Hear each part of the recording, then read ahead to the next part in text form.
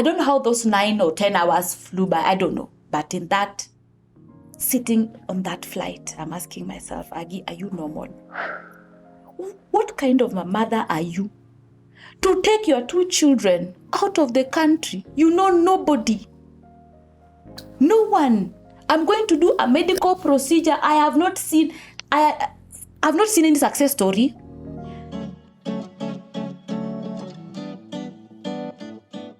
So even after that, we still ended up in hospital. Remember, sickle cell is still there. Yeah. It's still there. So we were still in and out of hospital. This crisis, that crisis. So by the time he was hitting, was it 9 years old? By the time he was hitting 9 years old, and we are regularly in hospital. So this doctor tells me, I see a looming stroke. I said, what? What is that? I think, what do you say, Manini? Yeah, we are seeing a looming stroke that is about to, like it's gonna happen. And if it happens, we don't know the outcome. He might not pull through this one. And when he tells me that, I'm panicking again, but because I have a testimony, I'm like, God, you did it before. You did it before. Please prevent this one. And while I'm, in this season, I'm praying and trusting God and, speaking God's word, he gets another acute chest syndrome and we are back in the wards. And by this time, he's getting another one. The lungs are really damaged, really, really damaged. And he's operating at 50%. What does that mean? 50% is one of the lungs is down. Yeah. We are now having one lung that is already getting affected, but it's working 50%. And the doctor tells me, we need, for you to survive, for this child to survive, we need to do a bone marrow transplant. Wow. And when he says that the only way for us to get out of this is to do a bone marrow transplant, and I'm looking at the millions. Yeah, this is still the suggestion that had been somewhere when he was first there. Yeah. Somewhere. Just somewhere. And then by the time they were diagnosing, we didn't qualify for a bone marrow transplant, because then the only cases that qualified for bone marrow transplant was acute chest syndrome, or they've actually established now your quality of life has gone down, or you've had a stroke. Those are the only 3 categories. If you're having crisis and you've not reached the extreme, the extreme end of the crisis, you don't qualify for a bone marrow transplant. So now we qualify because we've had all those boxes have been ticked. Now we qualify. So we qualify. The only place we can do this is either US, UK, India, and South Africa was already trying it, but they had no success story, so we couldn't even dare look that way. Yeah, so, and the doctor says, okay, as you try to look for the money to do this, we are going to do blood exchange. Blood exchange is you do transfusions every month. Blood transfusion every month, and every time you do this blood transfusion, the iron load will go up. Remember, you're receiving fresh blood all the time. The iron load goes up. When the iron load goes up, we have to harvest that iron from the body. The more you do this, the quality of life goes down. Yeah. So again, now we have an emergency to fill the hospital with blood. Yeah. Because that is our only option. So we send word out there, friends, church members, everywhere. We need blood, we need blood, we need blood. Story and order of the day. And believe me, by the grace of God, we filled that blood bank with blood. The hospital was overflowing with blood. People came through. Wow. Came through. Wow. So here we have a blood bank full of blood for Adriel. We are about to be discharged from the ward. Our only option is to do this and look for money. Yeah. Look for money for this bone marrow transplant. For a 9-year-old. For a 9-year-old. Oh my God. Yes. So by the time we are leaving the hospital and the blood bank is full, actually now the hospital is like, Agnes and Anthony, please tell your friends to stop coming. We have enough. Wow. We have more than enough blood we've even shared. So that begins our journey And, with sickle cell, you get transfused. You leave the hospital with a HB of 13, and in 2 weeks, your HB is at 7. And as bad as it is, that was normal. You leave the hospital and you go 2 weeks later, we need another transfusion. These blood levels are low. So it was rough. But I'm almost coming to the good part. Wow. I'm almost coming to the good part. That month, we have left the hospital. We have weak lungs that are not operating well. So we are told he can't get a flu. We can't deal with the flu because he will not be able to deal with the flu. Yeah. He would get any small thing. If he coughs, your heart jumps. If he says, you jump. Any expression. I had no life. You can't travel. You can't leave your child behind because you can't. Yeah. He's on medication throughout. Crisis comes, no notice. So you can't so you can't just pack and go. You can't go at safari umeenda kulala nje. You cannot. And you're constantly on the edge. And the fear. And I remember all this season, you hear people tell you, oh, this type, they don't reach 3 years. Yeah. Then we reach 3 years. And I told, amefikisha 3. Kama 6 years. 6 years. Ni wengi wanakufia hapo 6 years. And then you're constantly living in fear, the fear of death. You look at your child every day. You don't know whether they're going to wake up the following day. When they get a crisis, you don't know whether this is the crisis that is going to take your child. You don't know. Is this the flu? When they get a flu, is this the flu that is going to take my child? When they get a fever, is this the fever that is going? So you're constantly living with the fear of death. Yeah. Oh my. You pray all you can pray. You fast all you can fast. You've done all these natural remedies. You hear this, you try. You hear this, you try. My son hated juices. My goodness, to date, anything red in color he would not take. Because he would take so much of it. He has to take 3 to 5 liters a day. Yani everywhere he goes, there's always 3 liters of water accompanying him. Everywhere. With this pack of medicine. Yeah. And these are the things you have to eat today. You have to eat mboga. You have to eat this. It was very, very frustrating. You can't just eat whatever. You can't just eat whatever. You can't just play like any other normal child. Yeah. You can't just if you get a small accident when you're playing, it's up. Yes. Remember, their immunity is equally very low. Yeah. Physical strength is very down. Because they are ever operating with a low blood. Yeah. Ever. So they can't do normal stuff. They're limited in a way. Yeah. And my child asks you, Mom, kwani watoto wako ni mimi tu? How come? Why? Why me? Why? Kwa nini mimi tu ndio nimezana hii ugonjwa? Oh my. Answers you have to deal with because they need answers. They get frustrated. Yes. He's now 12 and he takes medicine every single day. Every single day, every morning, every evening. Anachoka. It's tiring. So, yeah. Wow. And you have to take your child for therapy because they need psychological help. Yeah, I even wanted to ask you, how are you guys managing, especially you as the mom and the dad, like the parents now? Because this is so much. You have other kids. You have other kids. Who also equally have needs. And exactly. Now I don't know, did they ever feel like, yeah. Of course, when they're young, when they're younger, they're like, how come all the attention is to this one, And naturally too, you'll be drawn to do stuff for this. If they ask for something, you're quick to do it. Why? Yes. Because you don't know, maybe he's asking because this is the last day. Yeah. So you're trying to keep this child happy. You're trying to make them feel like loved. Yes, You're trying. You don't want to create any room for them to feel we are not loved or anything that will stress them. So because believe me, even stress causes a crisis. Oh no. Weather changes causes a crisis.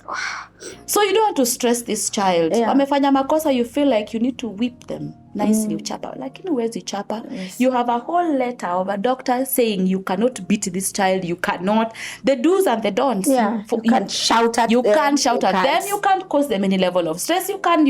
So, yeah. Yeah. I mean, it wasn't easy for the other kids. Yeah. But now that they are much older, now they got to understand. It's easy. And at that time, how did you handle it? Probably you didn't handle it the right way because then you're not thinking about yourself. Yes. No, you cannot think about yourself. You're thinking about the child. You are kind of forgetting the other kids because you're like, siya wako sawa. You guys are okay. What are you complaining about? Are you sick? Do you go to hospital? Yeah, so you better support us in this thing, And that was... But then now we later came to realize, no, we're not doing it the right way. Because even those kids need therapy. When we're in hospital, they're worried about their brother, yes. And their mother is absent. Yeah. So you making them understand that your mommy has to be away because of this child, because this child, we need this child alive. Yeah. So there's no any other way. So therapy has helped. Therapy has really helped, even to talk to the others, talk to Adriel. Yeah, it has helped. Wow. It has helped. So anyway, let me bring you to a point where now we have to do the bone marrow transplant. Yes. So in 2020, we have a team of doctors coming from India, and they're coming to Gertrude's, and my doctor calls me. Actually, a friend. We're talking about just 3 years ago. Yep. Like all this time, you're just time. Going through. Yes. Wow. Na music inaendelea. The music continues. I have shivers. Yes, in and out of hospital. Believe me, in 2016 when my son had the stroke, I just started planning for an album launch. Then that's when this drama of, stroke and all happens. Yeah. The power of good friends. My friends planned by faith that worship, that album launch. And we got discharged just in time for Aggie to appear in the album launch. It is almost unbelievable that you're still serving God, still singing for Him, still have it in you to give thanks amidst everything that you're going through. Yeah.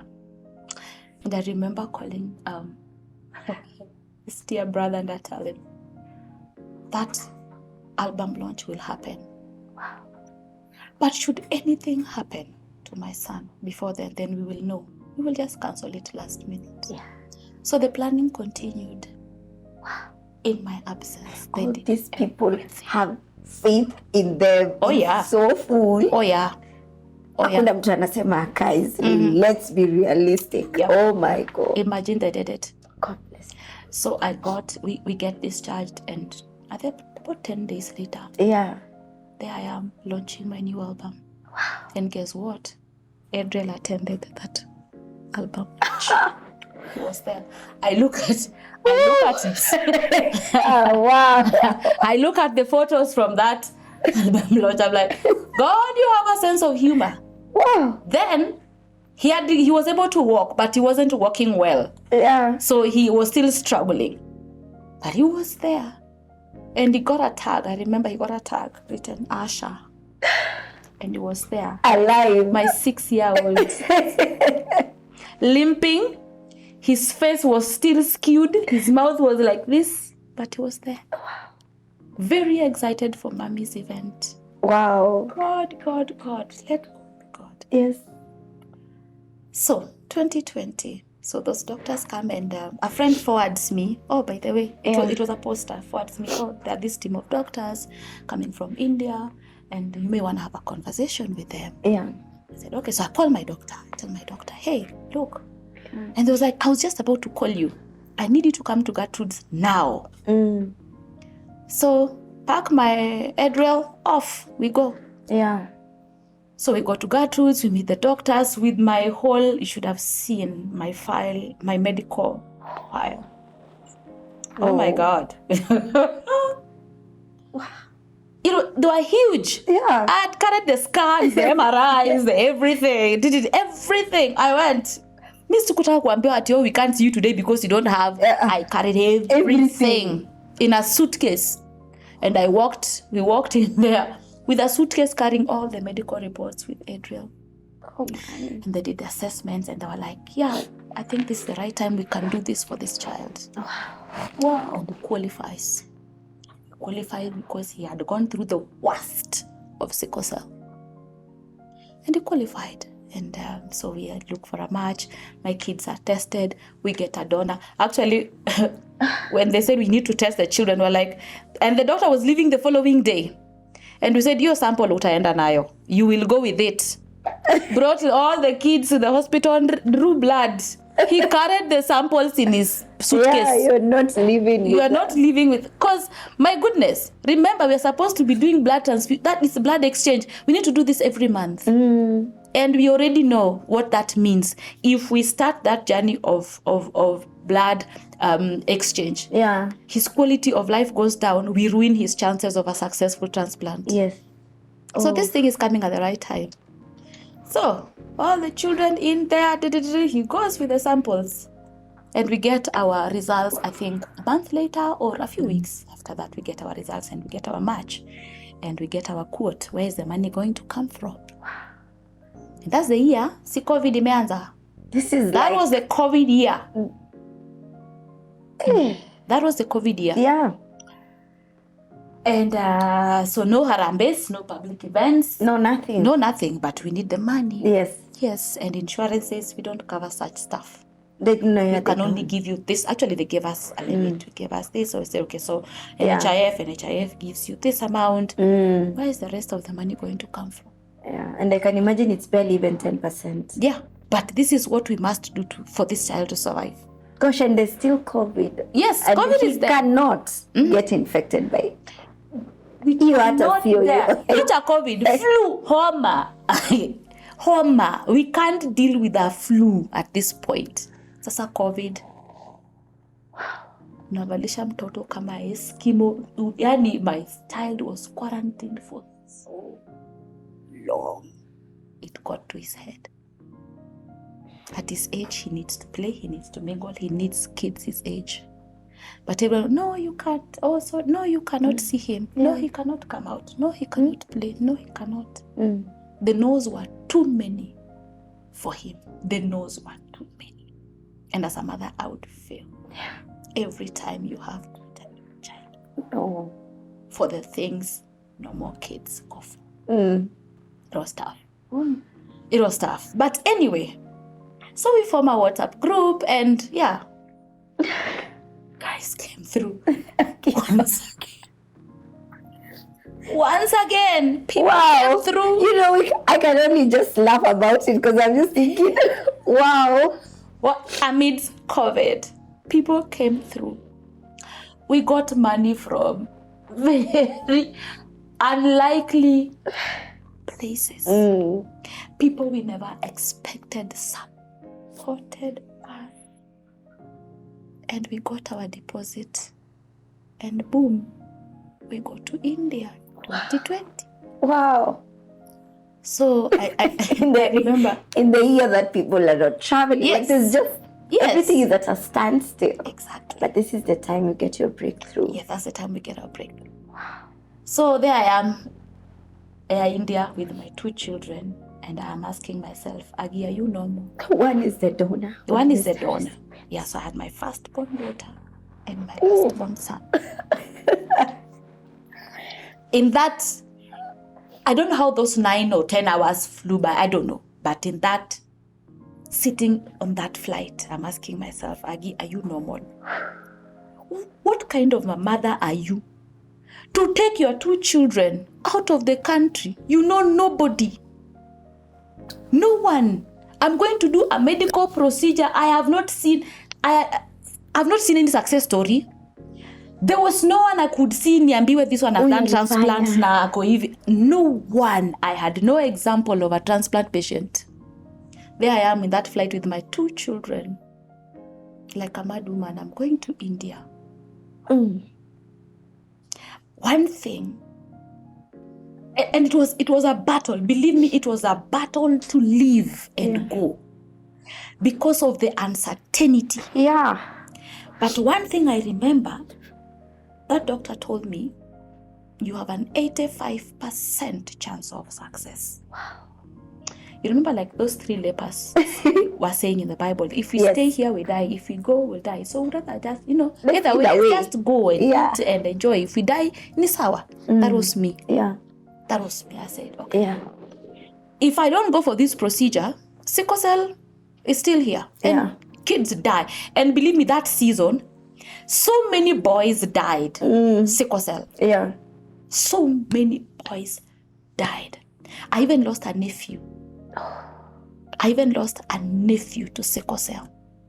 And I was shattered. My faith was shaken. Yeah. Everything that I held on to was shaken.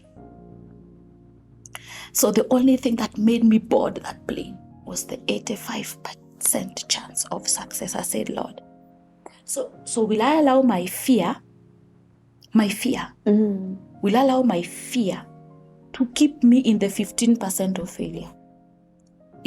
I said, it is better for me to increase the faith and walk into that 85% open door than stick with a 15% fear. Yeah. So I took a step of faith. I said, I'm going. Wow. I got into that plane and I said, Lord, the doctor said 85%. Yeah. You're 15%. You're near Shetani. Yeah. Just stick with this one. I'll just stick with the 85%. So I went. And we did everything. I arrived in India. Oh my God. A nation of over 33 million gods. You see idols everywhere. Yeah. There is COVID. We did assessment, kila kitu, theater day 1 in preparation for transplant. So before we are wheeled to the theater, we are stopped in the corridor. As we are going to the theater, we are stopped. They're going to do a pick line. So we are stopped there and we're told we can't do this. What's happened? Kidogo, I'm seeing, everybody's running around. And nobody's explained to me what's going on. But we are told we can't go in for the theater, for the procedure. Guess what? This guy has COVID. Adriel has COVID. No way. He gets COVID. So we can't go. No We way. can't do this procedure. So the doctor says, okay, we are going to... That time he had no symptom, but he has tested positive for COVID. Then my heart sinks 10,000 feet deeper. Yeah. And I'm like, God, there was COVID in Kenya when I left. There was COVID in Kenya when I left. Mbona kushikwa na COVID ya Afrika?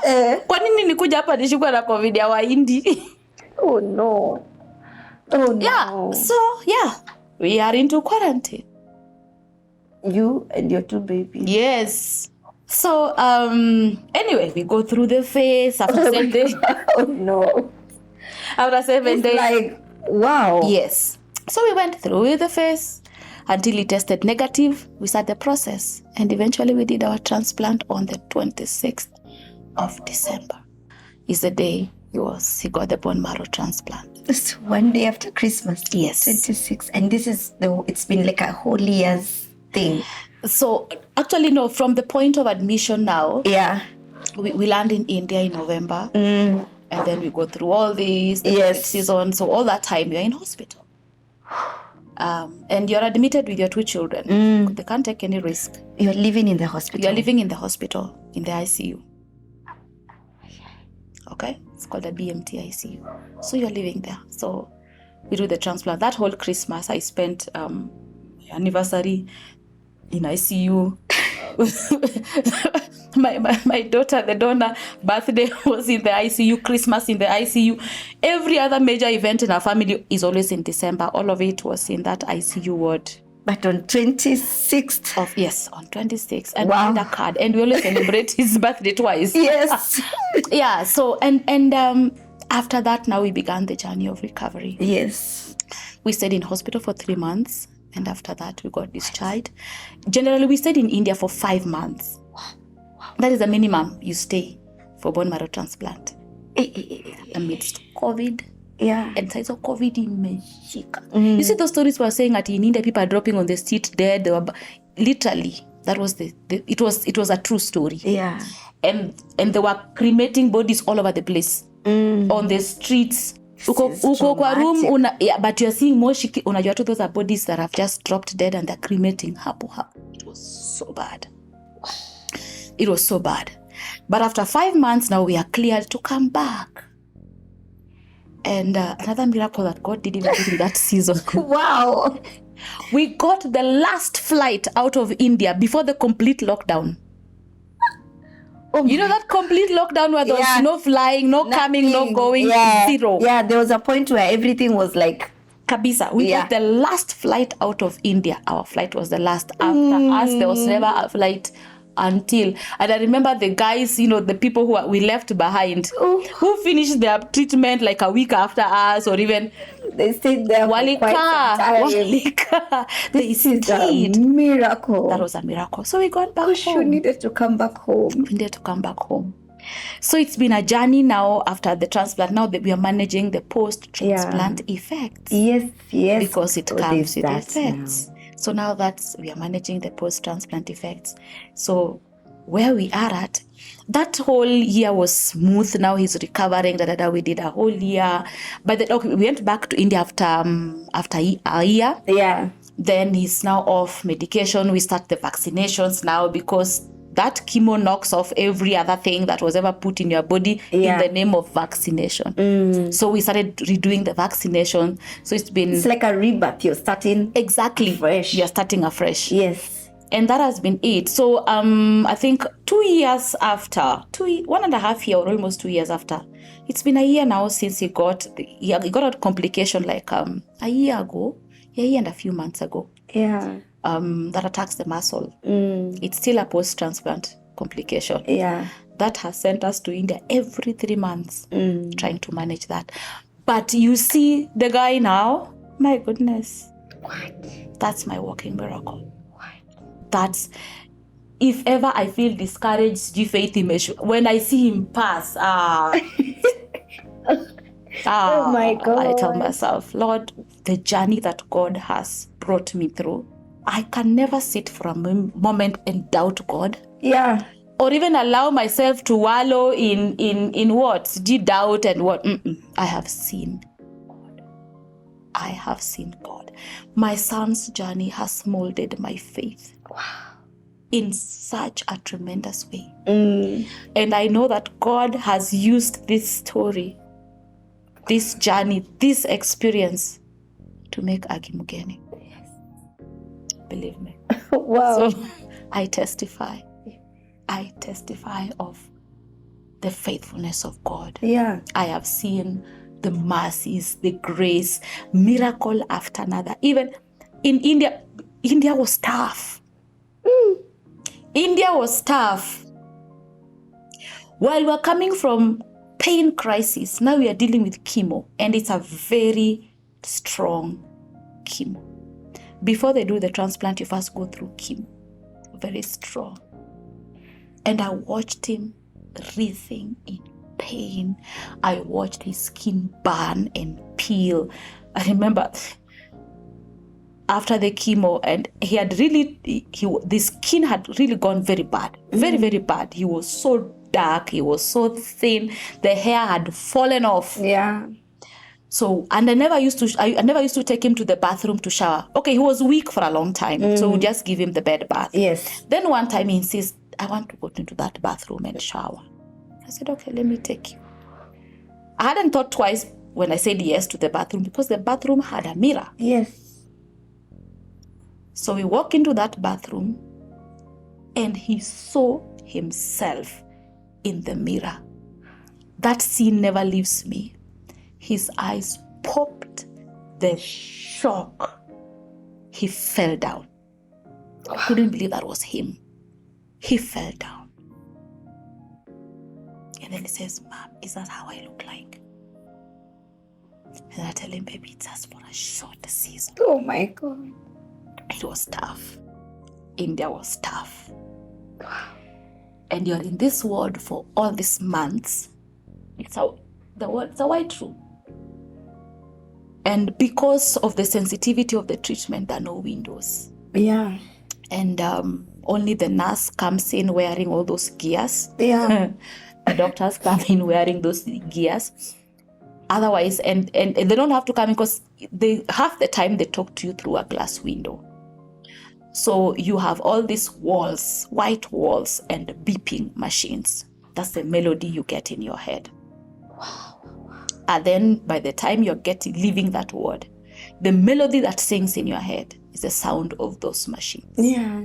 It's just so many little sounds.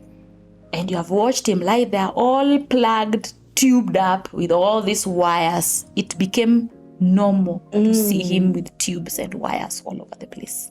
So recovering from that also took a while. Yes. For him, for me, for the other daughter. baby. Yes. All of you. All of us. It's a journey of grace. Yes. It's a journey of grace and God's mercies. So here I am today, testifying. Singing, testifying, praising God. Praising God. Your faith stronger than ever. Oh, yeah. Wow. Oh, yes. Oh, yes. Wow. Yeah.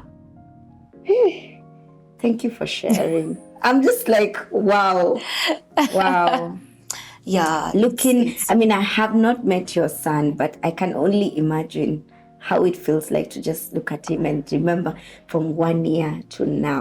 This far, it has really just been God. This far, it has been God. Wow. It's been God. And the whole family, very supportive. Very. Your very husband, supportive. Oh my God. The children. Yeah. The family. All that time we have to go away. Yes. God, it's a whole community. It's a whole community. All that, the time I lived in India for all those months. Yeah. My neighbors became my mother's children. Yes. They would cook for them. They would check on them. Yeah. They really, and they did a wonderful job. Yeah, mothering them. Oh, wherever you are, I have an amazing community. Yes. I have an amazing community. They have always come through. Yeah, and every time they know you're going back to India. Okay, they know they check in. I check out. They check in. Yes. Oh wow. And they take care of the family very well. God bless them. It's a blessing. So much. It's a blessing. So wow. So despite the challenge, despite this being a rough journey, God has always cushioned me and the family, because He's always put people there to do things, to support, to be there, to pray, to physically being there. God has always cushioned the family. So I count myself so privileged, so blessed, because this journey, the number of people going through it even now. Yeah. Others struggle because they don't have the kind of support. Yeah. Remember, my parents are not young. My mom passed on, I think, a month after I came from India, and she passed on. But always I lost my mom even before she actually died, because she had dementia. So while mothers in hospital are calling their mothers, crying, their mothers are praying over them, I had no one to call as a mother. Mine is sick. Does not have a clue what is happening to me. She had no clue. My God. She had no clue. But my dad was there. My dad was, praying every time I called. He was there supportive. So God has always cushioned me. Wow. Given me the support that I needed. So God has never left me. He never did. And today you testify. Today I testify. It is indeed a miracle. It is. Wow. It is. Can you, as you're winding up, just speak a word of encouragement to the many others who are going through a similar phase? Yeah. Could be sickle cell, could be anything else. But just a really dark moment. What I would say is this. The story of Shadrach, Meshach, and Abednego. When they were faced with the king's judgment, God did not protect them from going inside that fire. God didn't stop. He would have. God would have stopped them from, being thrown into the fiery furnace. But He didn't. Yeah. They were actually thrown in it, and God showed up inside that fiery furnace. God never stopped Daniel from being thrown in that dungeon with lions. No. God actually allowed them to throw him in there. It was in that fire that God saved the Hebrew boys. It was in that dungeon that God saved Daniel. So you're going through a hard time. You are struggling. You are in pain. you are seeing darkness all around you, you are in the right place for a miracle.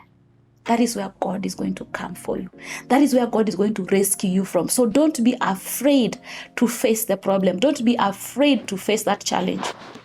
While you're in there, God is going to come through for you in there. Wow. Yes. Amen. So don't be afraid. I am very encouraged, like Amen. very encouraged. I believe the entire crew is encouraged. Thank you so much for coming, ladies and gentlemen. Thank you. Thank you for having me. So welcome. Karibu sana. Guys, thank you so much for watching. Like, share, subscribe to this channel, share this content widely with your friends to encourage them, to motivate them. You don't know how this could be just what somebody else needs to get them through the season that they're in life right now. Asanteni sana. And I have been dressed by Urembo Creations. Kama kawaida, my makeup, our host's makeup is also by Urembo Creations. So thank you so much. And I am speechless. I'm just like, I'm definitely going to sit down and cry after this. Bye. Bye. Thank you. Oh my God. You'll get to meet Adrian someday. Oh, I can't wait. I would love to meet him. When you see me looking this beautiful and sharp on this show, just know that Urembo Creations is responsible. Yes, I am fully dressed by Urembo Creations. My makeup and hair and accessories are by Urembo Creations. And I want to plug you guys. I want you to look nice. Mimi nawapenda sana hivyo. Kama unataka kukaa sharp, please, I'm going to link all the details. Just give them a call and you'll be able to get what you want. Go check out the page. They have so many things. Really nice, classy outfits. You will not regret. So yes, I had to just throw it out so that you know. Msiseme nakaanga poa na spendi kuambia nani ananirembesha. So yeah, thanks for watching the Priscilla Ndanu show. I am Priscilla Ndanu.